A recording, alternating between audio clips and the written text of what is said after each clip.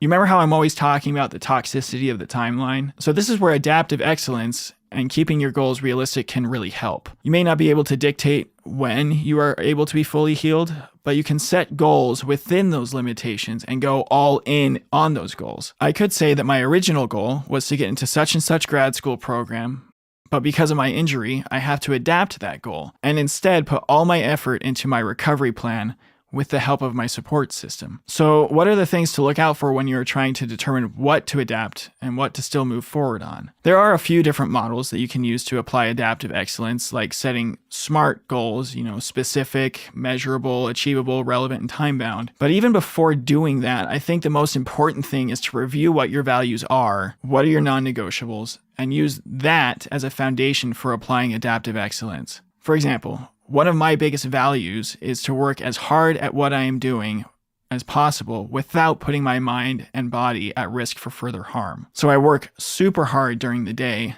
but I do my best to be in bed at a certain time, up at a certain time, and that sometimes means not getting as much done as I may have wanted.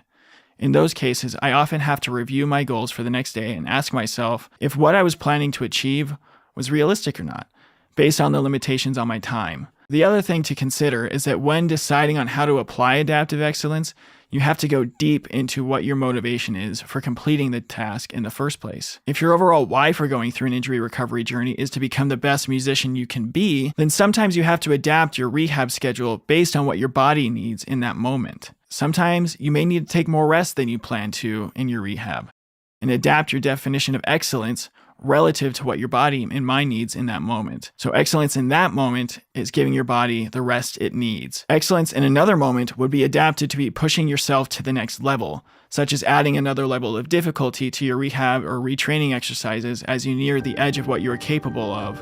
Hey, thanks for tuning into this episode of Trust the Process, the official podcast of Musician Unchained, the newest coaching program dedicated to helping musicians navigate and overcome injury. But before you go, I have a few quick ways you can stay connected and support our growing community. First of all, I'd love to hear from you. Shoot me a text with the link below and share your thoughts, questions, or just say hi. You can also check the show out on Instagram, Facebook, and TikTok. We also would love to see you in our Facebook support group, Trust the Process Podcast Injured Musician Support Group. If you found value in today's episode, consider making a donation to support our mission of empowering musicians worldwide. Every contribution helps us create more content and resources for you, so visit link number 2 below to support the mission. If you decide to donate, I'll send you my newest resource, the Injured Musician Toolkit, which is an ebook designed to give you tools to help you get through your injury.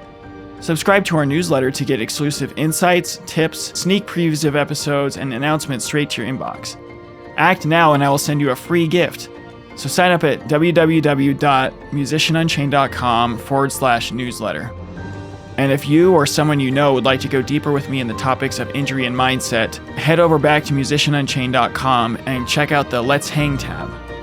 As always, I want to thank Daniel Baldwin, my audio engineer, and my sister Dana Lovell for her help with the promotional materials. There is no podcast without them.